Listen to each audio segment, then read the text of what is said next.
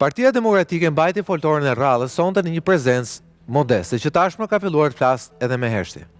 Faktorët e pranisë modestet për krahasve të zotit Berisha mund të jenë shumë, sigurisht ka lidhje me atë vetë. Ka lidhje madhe me mënyrën se si Partia Demokratike bën opozitën këto 35 vjetë. Protesta që kanë vlerë, nëse mund quhet vlerë, vetëm kur kanë dhunë dhe kur djegin ndërtesa. Pikërisht sot edhe kjo vlerë ka rënë. Tashmë në foltoren e PD-s dalin disa individë të cilët shkaktojnë më shumë buzëqeshje se sa frikë. Kjo u bure edhe në përpjekjen e dështuar të kreut Partisë Demokratike për të gjetur një kohezion me forcat politike opozitare në vend ditën e premte. Dy elementet e vetëm që u bashkuan, Hasimja dhe Binaj, shprehën skepticizmin e tyre ndaj PD-s dhe të qytetarëve ndaj saj dhe veçanërisht ndaj Sali Berishës. Ky skepticizëm vjetër edhe në bulevard, pavarësisht ftesave të përsëritura të Sali Berishës ndaj Ederati Klapajt, i cili vazhdon konsekuent protestën e tij poshtë zyrës kryeministrit, kreu i Shqipëria bëhet nuk i është bashkuar foltorëve të Partisë Demokratike dhe as protestave të saj. Simbolik ishte rasti kur ditën kur Partia Demokratike bëri protestën, Lapaj dhe mbështetësit e tij u spostuan në një tjetër kënd, dukshëm distant nga militantët e PD-s. Qore dhe Lëvizja Bashkë kanë qenë edhe më të artikuluar. Ata i kanë mbyllur derën përfundimisht Sali Berishës dhe Partisë Demokratike, duke i barazvlerësuar ata me qeverinë. Një tjetër fakt në favor të kësaj teze është se policia është treguar shumë e kujdesshme që të pastojë bulevardin nga mbështetësit e Lapajt sa herë Berisha bën foltore, duke pohuar në heshtje se Partia Socialiste dhe Partia Demokratike bëjnë një teatër mimik për t'i garantuar njëri tjetrit vendin e parë dhe dytë në skenën politike në vend. Në këto kushte, partitë e reja sot duhet ta shihnin njëra tjetrën si aleate të natyrshme që ndoshta nuk i bashkon ideologjia politike edhe ndoshta as simpatit personale, por duhet i bashkojë ideja se shqiptarët duan një alternativë të re në vend që flet dhe sillet ndryshën e politikë dhe në bërjen e opozitës. Por faktet dhe sondazhet tregojnë një skepticizëm jo të vogël edhe ndaj partive të reja.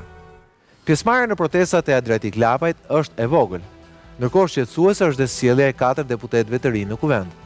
Ata rrallë kanë marrë pjesë në votime, rrallë edhe kanë folur në kuvend.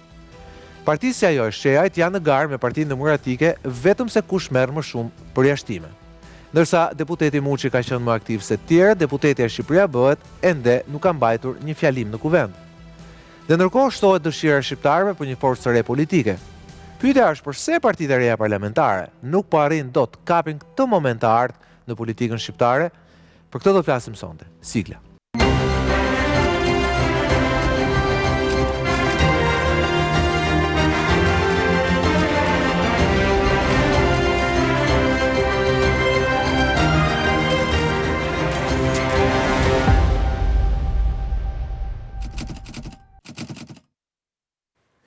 Mirëmbrëma dhe mirë se vini në Resor. Me mua sonte në program janë Dorina Preti nga Shqipëria Bëhet. Mirëmbrëma Dorina, ndjesë të morëm nga protesta. Faleminderit që jemi ne sonte. Jani Marka nga Lëvizja Bashkë. Mirëmbrëma Jani, faleminderit që jemi ne sonte. Arseta Gjyli, mirëmbrëma Arseta. Dhe Ergjys Mërtiri, mirëmbrëma Ergjys. Faleminderit dhe një vit të mbarë gjithëve. Dorina, ju e keni nisur vitin e rembyllet me protesta dhe vazhdoni me protesta sot. Përjashtuar ditës sotme kur ja zuri vendin doktori. Në fakt, ajo që më ka bërë përshtypje është fakti, më duket ditën e protestës që u thirrë madhe nga zoti Berisha. Efekt sot për sot, ato japin efekt ndoshta pas 10 apo 20 vitesh dhe ne e kuptuam e gjithë perdja ra në zgjedhjet e 11 maj dhe pam që qytetarët shqiptarë nuk përfaqësohen, sepse janë 64.000 votuesi tanë të cilët u përfaqësuan vetëm me një mandat.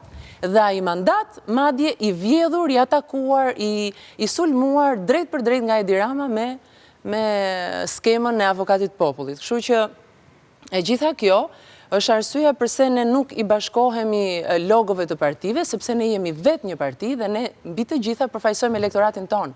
Elektorati na ka votuar sepse nuk do asnjërin nga këto parti, qartësisht kundër të dyjave. Kështu që ne do ta respektojmë elektoratin sigurisht duke ndërmarrë këtë veprim. Në fakt edhe ajo edhe në një nga protestat, një nga foltorat e Berishës, që juve policia ju largoi për t'i liruar vendin Berishës, sigurisht edhe ajo ishte një shfaqje jo e bukur për të treguar se në fakt temi establishmenti vjetër politik nuk është se ju ka ju ka qef apo ka dëshirë t'ju ketë në përkëm, Është krejtësisht e qartë për ne kjo. Është krejtësisht e dukshme. Që nga fushata e zgjedhjeve të kaluar është krejtësisht e qartë e gjitha kjo. Janë ndërkohë kjo vlen, ju në fakt keni qenë pak më të artikuluar te kjo çështja e refuzimit të rrezës si bëhet fjalë, ne Lëvizja Bashkë është parti antisistem edhe në një farë mënyrë edhe pse prej 12-13 vitesh është qeveria Rama që po na vjedh. Po ashtu përgjegjëse është edhe Sali Berisha dhe partia e tij. Dhe sa herë ju është dhënë rasti, të dy janë bërë bashkë dhe ju e kishit në insertin tuaj për të mbajtur njëri tjetrin në pushtet, për të ndryshuar kushtetutën, kodin zgjedhor dhe ndryshime. Edhe në ditët më të këqija të njëri tjetrit janë gjendur njëri tjetri, po e vërtetë. Ne jemi të qartë, domethënë jo thjesht në parimet tona ideologjike, por edhe nga pikpamja si thua e strategjisë dhe taktikave politike të cilat do na çojnë përpara. Megjithatë Ergys, pse nuk bëhen bashkë? Që ka qenë teza jote në thojza e vjetër. Madje kam debatuar me ta, domethënë. Jo, ke debatuar edhe me mua, me thonë vërtet. Edhe unë ke debatuar, se unë kam pasur idenë që partitë e reja duhet kryejnë identitetin e tyre. Qoftë ideologjik, qoftë politik, qoftë mënyrën si bëjnë opozitë. Por jam dashur të kam kërkuar bile ndjes publikisht, kam thënë po ke drejt që ndoshta partitë e reja për të dhënë më shumë atyre 200-300.000 votave gati që morën në total, duhet kishin gjetur një moment bashkimi. Unë mendoj që nuk e vret karakterin ideologjik apo veçantin bashkimi midis palëve. Nëse ato do ishin bashkë ideologjikisht njësoj, ato mund të ishin një parti. Ato janë shumë parti për shkak se ideologjikisht dhe parimisht kanë qëndrime të ndryshme. Dhe të bashkuarit nuk i bën ato një lloj. Domethënë bashkohen një koalicion ku secili ruan veçantinë e vet dhe kjo është politika tek e fundit. Nuk janë bërë bashkë, unë ja vë pa pjekurisë, janë akoma të rinj dhe akoma nuk janë akoma në nivel që po testojnë limitet e tyre dhe ndoshta kjo i bën të pasigurt për të bashkuar me tjetrin. Por mendoj që ka dhe një lloj mungesë besimi tek të ndërsjellë tek njëri tjetri. Rasti i përplasjes midis Shabanit dhe Lapaj tregoi që në një farë mënyre ky skepticizëm mund të shkojë edhe drejt konflikteve të brendshme dhe për të ruajtur kësaj mendoj që i kanë paraprirë duke ndjekur secili fatin e tij. Dorina i quajti Kurt të Ramës. A është Kurt i Ramës ky apo është? Është 100% dhe doli një skem që mos bashkohen. Jo, i përçarjes, jo i bashkimit. Për të partive të reja. Jo, i Shqipëria bëhet dhe një nismë Shqipëria bëhet. Pra për rastin për koalicionit nismë Shqipëria bëhet. Ju e dini që ne është që këtu më shumë ka prevaluar miti leadershipit edhe egoizmi mes të dy atyre një farë mënyre që pretendonin të merrin mandatin e deputetit. Dhe këtu erdhi ngërçi. Erdhi si elementi jashtëm erdhi pak më vonë, por përplasja. Mendoj një gjë që nuk ka një gjë të keqe që të ketë edhe egoizëm, domethënë sigurisht egoizmi nuk është gjë e mirë, por në thelb kush merret me politikë pa një çik egoizëm nuk ecën se kush natyra.